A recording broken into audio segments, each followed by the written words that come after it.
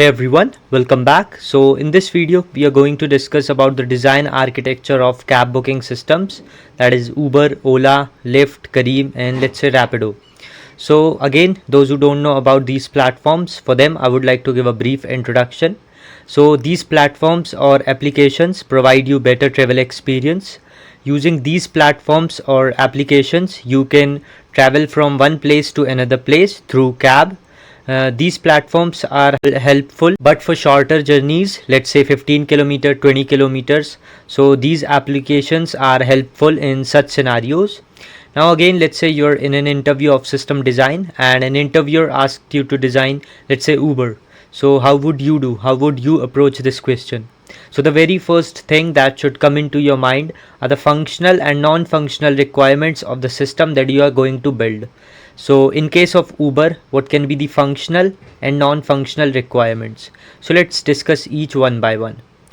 Now the one point here to notice is that the systems that we discussed till now had only one user. In case of IRCTC, there was a one user who was booking a train ticket. In Make My Trip, there was a one person or let's say user who was booking a hotel room. So the systems that we discussed before this video had only one user. Now in case of cab booking systems, there will be two users. First is a rider who will take the ride and second is the driver who will provide the ride. So let's first discuss functional requirements from driver's perspective. So the first functional requirement for driver is create profile. So when you go to any website for the first time, you basically create your profile there. You will provide your basic information, let's say your username, password, email address, phone number. So you will be creating your profile in this Uber application, let's say. The next functional requirement for driver is show availability. So after creating their profile, driver will show their availability that okay, we are available here, available in my current location to take rides. So this is about the second functional requirement. The next functional requirement for driver is accept or reject a ride.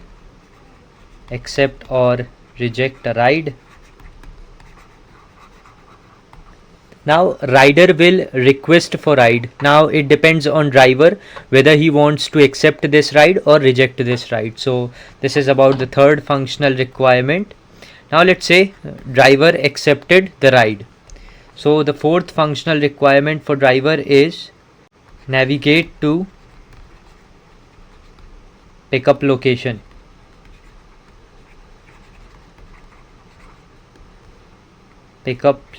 So as soon as driver accepts the ride, he will navigate to the pickup location in which rider is present. So this is about the fourth functional requirement. The next functional requirement for driver is start the trip or start the ride. Let's say. So once driver will reach to the pickup location of rider, he will take the OTP from rider and will start the ride. So this is about the fifth functional requirement. The next functional requirement for driver is navigate to drop location.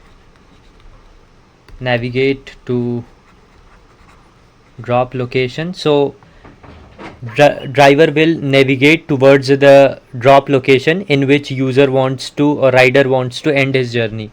So this is about the sixth functional requirement.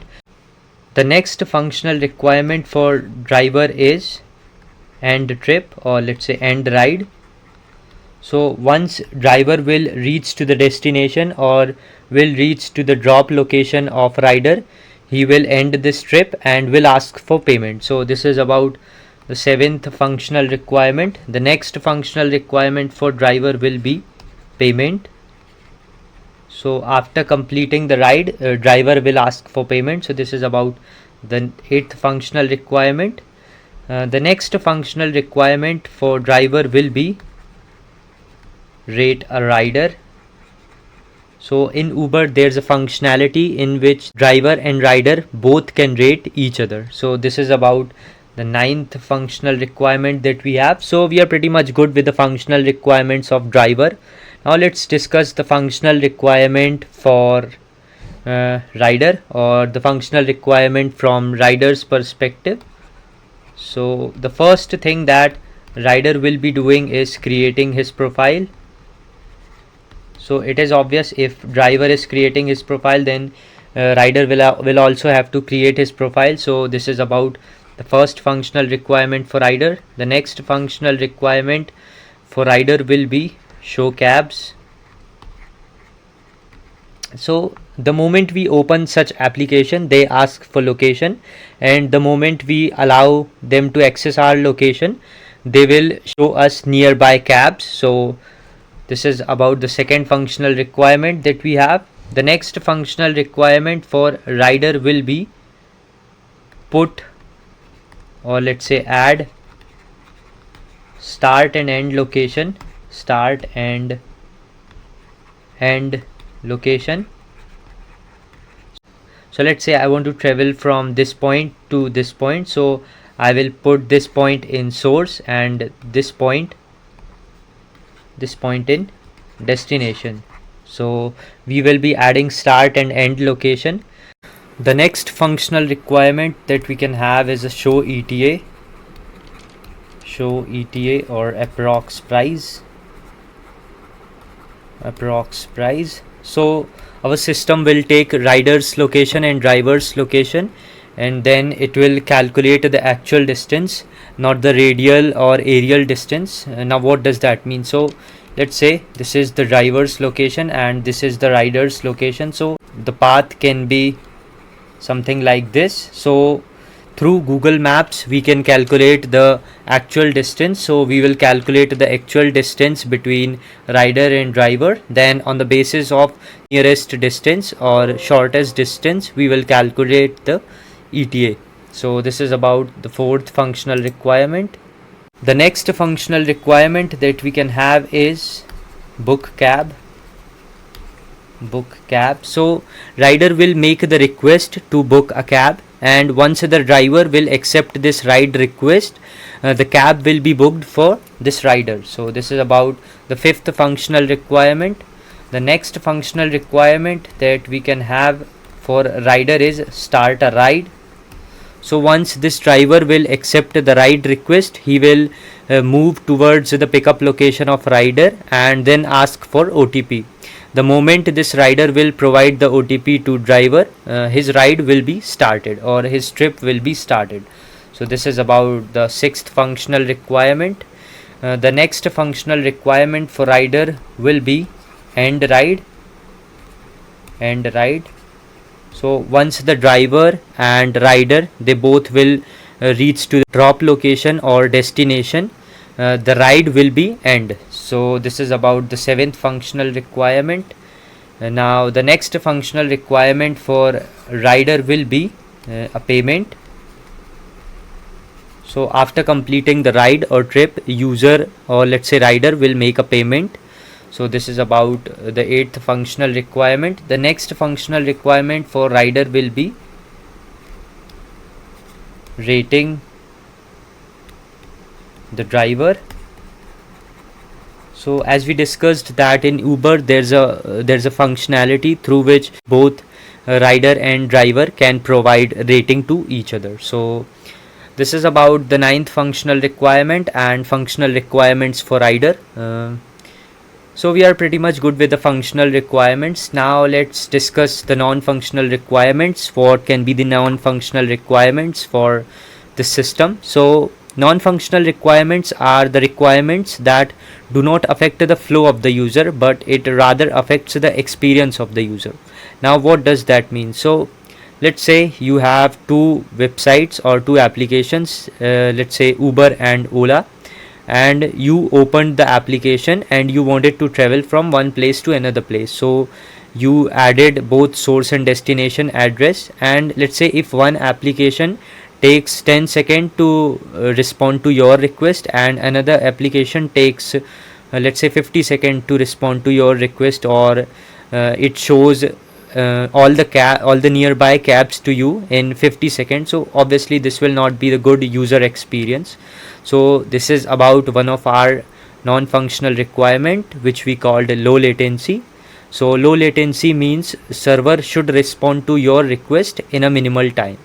So this is about the first first non-functional requirements, which is low latency.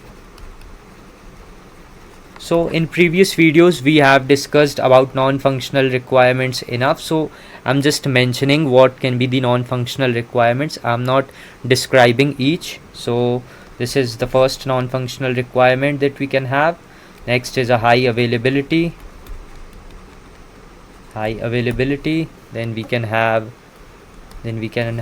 strongly consistent.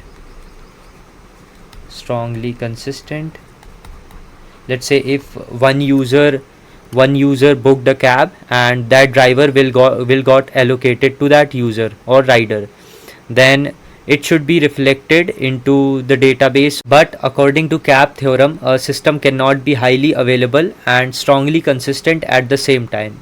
So in order to avoid this constraint, we will make few services as highly available and few services as strongly consistent, and using this we can avoid the constraint of CAP theorem. So this is about the third non-functional requirement. The next non-functional requirement that we can have is a scalability. So it is obvious that for our system there will be some peak hours and some non-peak hours. Now what does that mean? So in peak hours, load on our system will be very high, and in non-peak hours, load on our system will be very low. So according to the load, our system should scale up and should scale down. So this is about the fourth non-functional requirement. So these are the non-functional requirement that our system will have. So we are pretty much good with the functional and non-functional requirements. Now let's try to translate these functional requirements that we discussed into services. So this is the pattern that we were following. We were translating functional requirements into services. So let's see what kind of services our system can have. So here we have these services. As I said that we will translate these functional requirements into services. So the first functional requirement that we had is create profile, which is for both for driver and for rider. So we have translated this functional requirement into user profile service. Then we had a show availability functional requirement that was for driver, and show cab functional requirement for rider. So we translated these functional requirements into location service. So this location service will be managing both the functionalities, both the functional requirements, and how we will discriminate those functional requirements or functionalities for rider and driver, obviously through role based authorization and authentication. So this is for location service. Now we need a way through which both rider and driver can communicate with each other. So for that we have a chat service in which we will be talking about WebSocket servers. So this is about the third service that we have. The next service that we have is a demand and supply service, which is very important, or we can say the core of our system. So in order to get this service, we translated these functional requirements of driver and these functional requirements of rider. So we translated these functional requirements together into a demand and supply service. So this is about the fourth service that we have. The next service that we can have is a payment service through which rider will make the payment. So this is about the fifth service that we have. The next service that we can have is a rating service through which both rider and driver will provide rating to each other. So these are the services that our system will have. Now in previous videos we have discussed about user profile service a lot. We have discussed about this service in IRCTC video, system design video of IRCTC. So please refer that video for more understanding. So we are not covering this user profile service in this video. So let's start with the chat service, how rider and driver both will communicate with each other. So let's say here we have a driver. here we have a driver, and here we have a rider. Now the question is how they are going to communicate with each other. Now let's say this driver wants to send M1 message, let's say M1 message to rider. So there isn't a direct way through which this driver can send M1 message to rider. So for their communication they need some kind of server. So let's say here we have a server. Now first this driver will send this M1 message to this server. Now server has that M1 message. So how this server will send this M1 message to rider? Because server doesn't just randomly send information to the client, it is always a client who has to initiate first. So one thing we can do is we can ask rider to poll to the server at each interval and ask, do you have anything for me? So rider will ask, do you have anything for me? Then server will respond, yes, we have an M1 message to you. So server will send this M1 message. But the problem with polling is that rider will poll to the server at each interval. So again, let's say if rider poll to the server and ask, do you have anything for me? Now this time server will say, no, I don't have anything for you. So you can see how much wastage of the resource it will be, because we are continuously polling to the server, and if server doesn't have any information or message for us, so he will continuously send empty responses, which is obviously not a good thing. So what else we can do? So one thing we can do is we can make this server as a WebSocket server, and once we will make this server as a WebSocket server, rider and driver both will communicate with each other independently, and they will send messages to each other independently. So after making this server a WebSocket server, let's say this driver wants to send M2 message now. So driver will send M2 message to server. Now this server can send M2 message independently to rider without the rider's request. So this is how using WebSocket server, rider and driver both will be communicating with each other. So this is all for the chat service. Now let's discuss the location service of our system.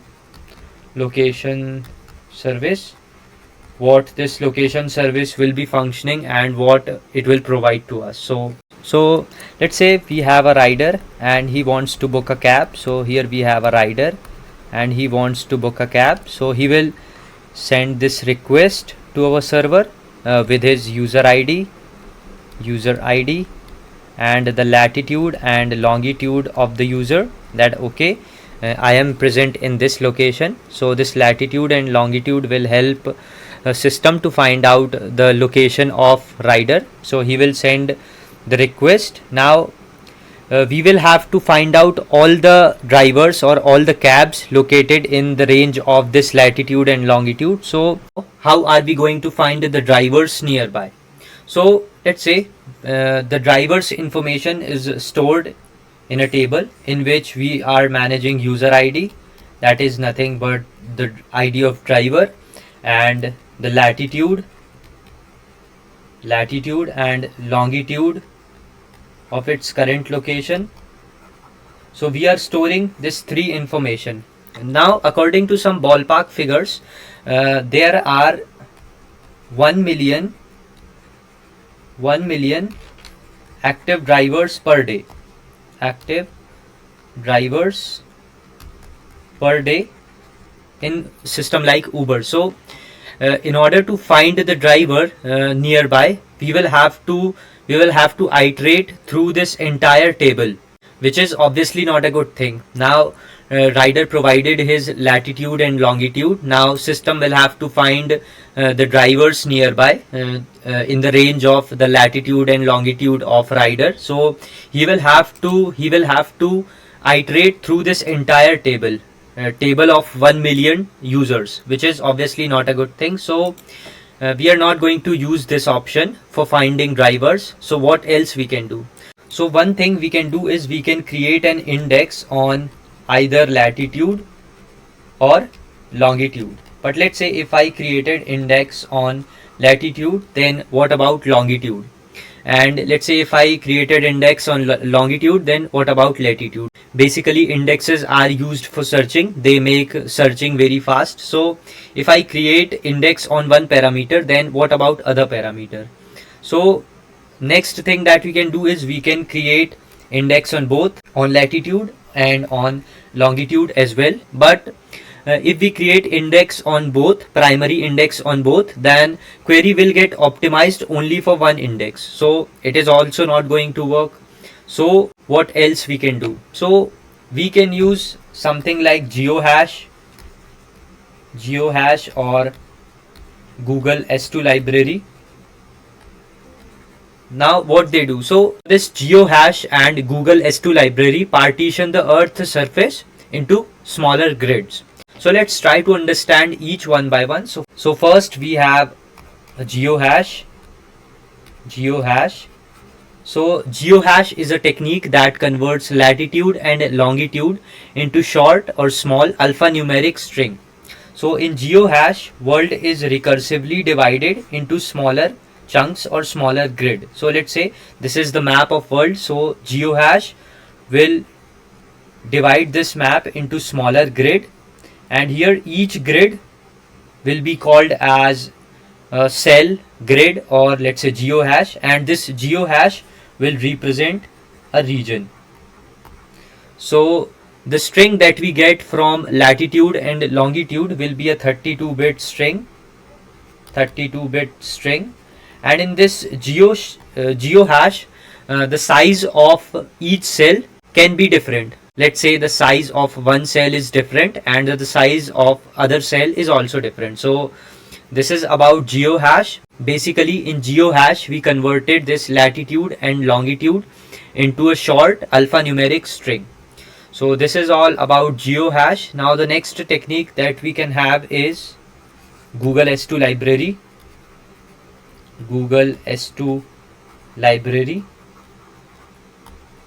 So this Google S2 library divides the earth into quadrilateral cells. Basically the earth will be mapped onto a sphere and divided into 6-face region similar to cube. So this is the cube and the earth will be divided like this in Google S2 library. So this is the first phase, second phase, third phase, fourth, fifth and sixth phase. So earth will be divided like this, and each phase will be further divided into 64-bit integers. So this is about Google S2 library. And as we discussed in geohash, that the size of each cell can be different, but in Google S2 library the size of each cell will be similar. So this is about Google S2 library, and it is the best choice for large scale applications. So system like Uber uses Google S2 library for finding the driver's location or nearby drivers. So this is all for location service. Now let's move on to the main service of our system, or let's say the core of our system, that is demand and supply service.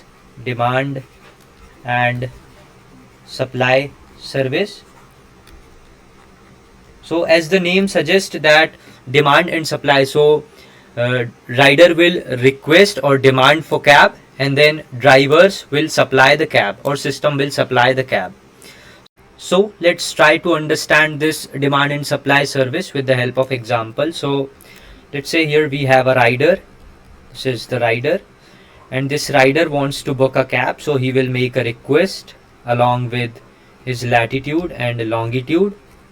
Let me maximize this. So this rider wants to book a cab, so he will make a request along with latitude and longitude. So this request will interact with the gateway first, and then this gateway will forward this request to user profile service for authentication. Now this user profile service will send yes or no response. If the user is authenticated, then user profile service will send yes, and if user is not the authenticated person, then user profile service is going to send no. So he will send yes or no response. Now let's say the gateway gets yes response from user profile service. Now this gateway will forward this request to location service. So this is our location service. Now it will send latitude and longitude of the rider. Now this location service uses Google S2 library, S2 library for finding the current location of rider. So he will send this latitude and longitude to Google S2 library. Then this Google S2 library or GeoHash will convert the latitude and longitude into a cell ID. So this GeoHash or Google S2 library will send the cell ID. This cell ID will tell that okay, the rider is currently in this cell. Cell is nothing but a region, as we discussed. Now this location service has the cell ID. Let's say the cell ID is 5. So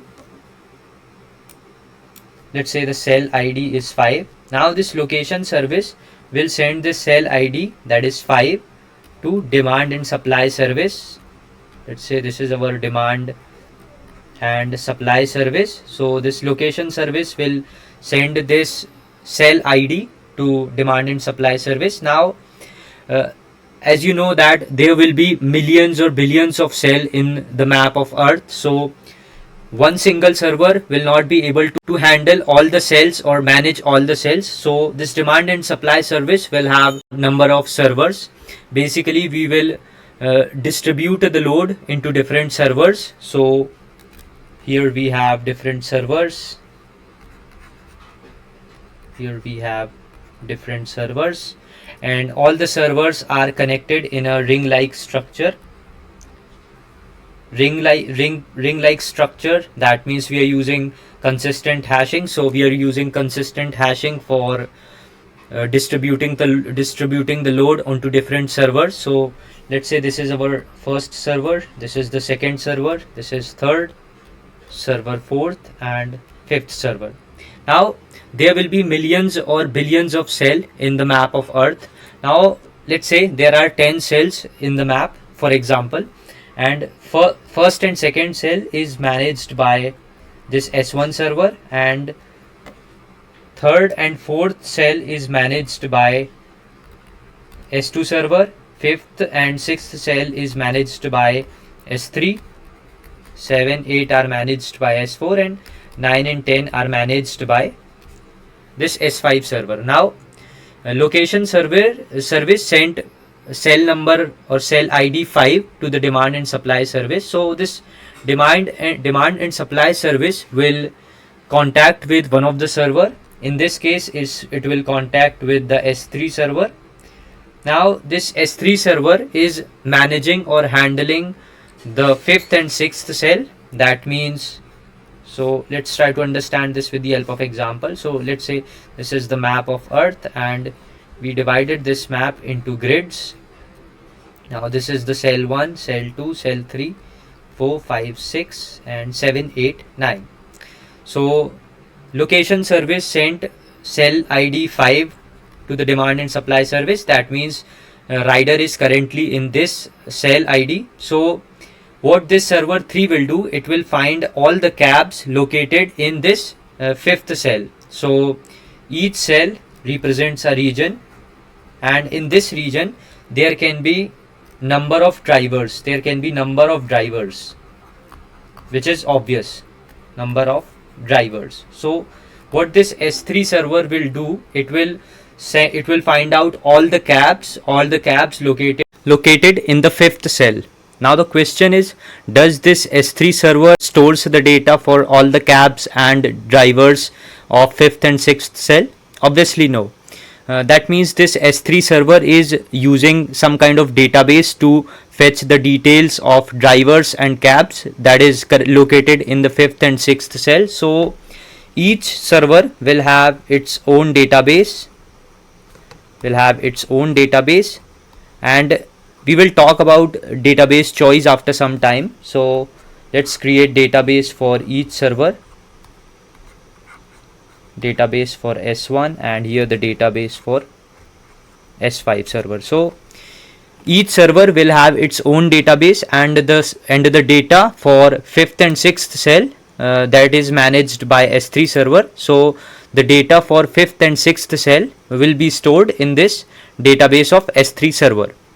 Now we used consistent hashy just to balance the load on different servers. We created different servers for demand and supply service. Similarly, just to distribute the data or database into different shards, we will be using sharding technique. So let's say we have a big database and we divided this database into different shards.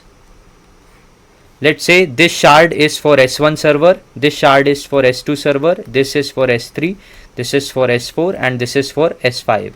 That means this shard is managing or storing the data of 5th and 6th cell, and this S5 is managing or storing the data of 9th and 10th cell.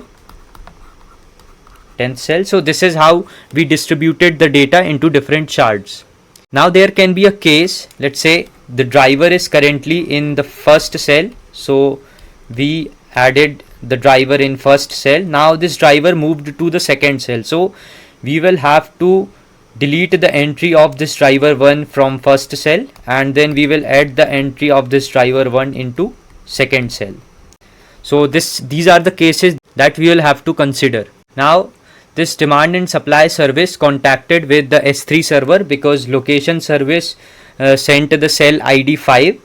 Now let's say this server S3 find lots of driver, let's say 6-7 drivers in the 5th cell. So this is the first case in which S3 server find all the drivers in the same cell. So let's say this S3 server find drivers in the 5th cell. Now this S3 server will calculate the ETA for all the cabs and all the drivers and will sort them on the basis of nearest distance, and then this S3 server will send the list of all the cabs or drivers to this demand and supply service. Now let's say this S3 server sent the details of 7 cabs or 6 cabs to demand and supply service, and demand and supply service considered only first, second and third driver or third cab. Now this demand and supply service have the details of cab who are currently in the 5th cell. Now this demand and supply service have to contact with the drivers of all the 3 cabs. So how it is going to communicate with all the 3 drivers? Now this demand and supply service needs some kind of WebSocket server through which this service will communicate with the drivers. So we have discussed about one service, that is nothing but a chat service. So here we have a chat service, and in this chat service we have a WebSocket server. Say this is a WebSocket server. Now this demand and supply service will tell WebSocket server that okay, we have a ride request from this rider and he wants to travel from this place to this place. So send this message to all the 3 drivers. Now WebSocket server will communicate with all the 3 drivers. Let's say this is driver 1, this is driver 2, and this is driver 3, let's say. So this WebSocket server will communicate with all the 3 drivers and will tell that okay, there's a rider who wants to ride, who wants to take a ride and wants to go from this place to this place. Now whoever accepts the ride request first will send this data to demand and supply service. Let's say this D3 driver accepted the request first, so this request will go to demand and supply service. Now this demand and supply service have the ride ID, rider's ID and driver's ID who is going to provide the ride. Now the question is how this D3 driver is going to communicate with the rider. So we have seen in a chat service that for their communication, for riders and drivers communication, we need some kind of WebSocket server. So WebSocket server is in the chat service and all the details are currently in the demand and supply service, that is ride ID, driver's ID and rider's ID. Now this demand and supply service gets the notification from D3 driver that okay, I will take the ride. Now this demand and supply service will notify to the rider that okay, there's a driver who accepted your request and he will take the ride. Now this demand and supply service will inform the rider, and the next thing that this demand and supply service will do is it will send the details of ride ID driver ID and the ID of rider to chat service for the communication between this D3 driver and rider. Now the WebSocket present in a chat service will be responsible for the communication between rider and driver. So this is how our system will work. So this is the first case that we considered, in which we found all the drivers in a cell in which we have to make a search. Now let's say if we could not find a driver in the fifth cell. So are we going to tell the demand and supply service that no, I did not found any driver in the fifth cell? So S3 server is actually not going to do this. What this S3 server will do, it will internally forward or hand over this request for cabs to other servers through RCP calls. So here we are using Gossip protocol. This Gossip protocol helps us to add new servers and remove old servers from this ring pop. Now using RCP call and Gossip protocol, this S3 server will internally forward this request for cab to different servers. Now the question is that, is this S3 server is going to send this request or forward this request randomly to any server? Actually it can, but it will not. Why? So let's consider case that this S3 server is managing the 5th and 6th cell. Now there's a server S6, let's say, and it is managing the cell, let's say 111 and 112.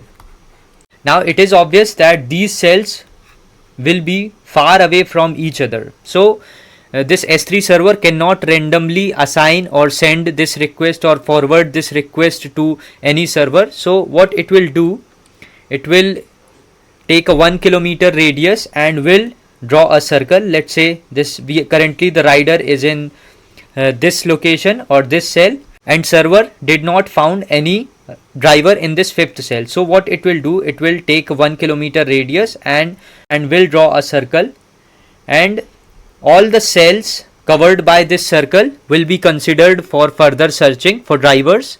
So this is how we will make a search for drivers, and this is how servers will internally forward or hand over the request to each other using RCP call and Gossip protocol. So this is about the second case in which we did not find a driver in a particular cell. Now let's make a choice of database for storing the driver's data. So according to some ballpark figures, there are 1 million active users, active drivers per day,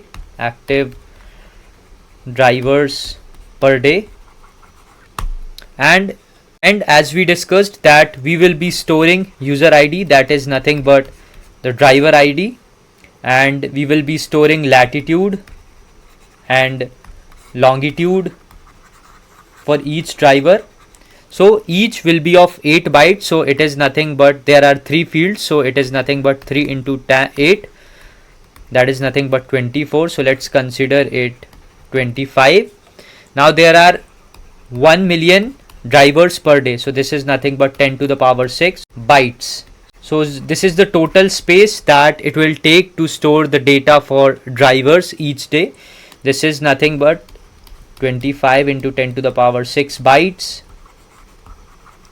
that is nothing but 25,000 kilobytes, and it is nothing but 25 MB. So this is a very small number compared to the database limits we have. So we are going to store the driver's data in a cache memory so that we can access that very fast. We are storing the data for driver in Redis or cache memory. Now where are we going to store the data for live trips? So we have to make a choice of database for live trips. So again, let's see some ballpark figures. So there are 10 million rides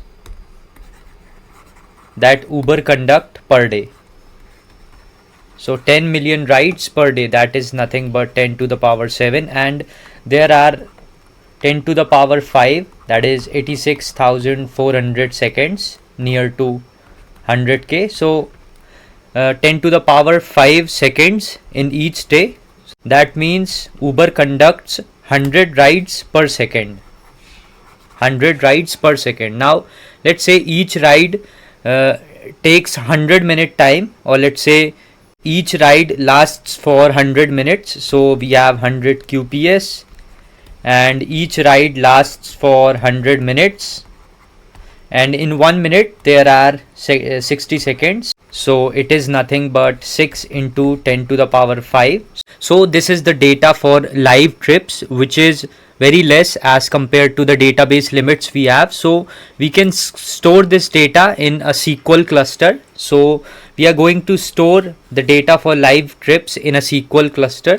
So this is the SQL cluster we have, and we are storing the data for live trips in this SQL cluster. Now, where are we going to store the data for completed trips or past trips? Should we store the data for completed trips, or let's say past trips, in the same SQL cluster? Actually it can, but as we discussed that there will be 10 to the power 7, that is nothing but 10 million rides per day. So this number is going to increase day by day. So one day it will reach the limit of SQL database. So instead of storing the data for completed trips in a SQL cluster, we will store the data for completed trips in a NoSQL database, something like Cassandra. So we will be storing the data for completed trips in Cassandra, completed trips.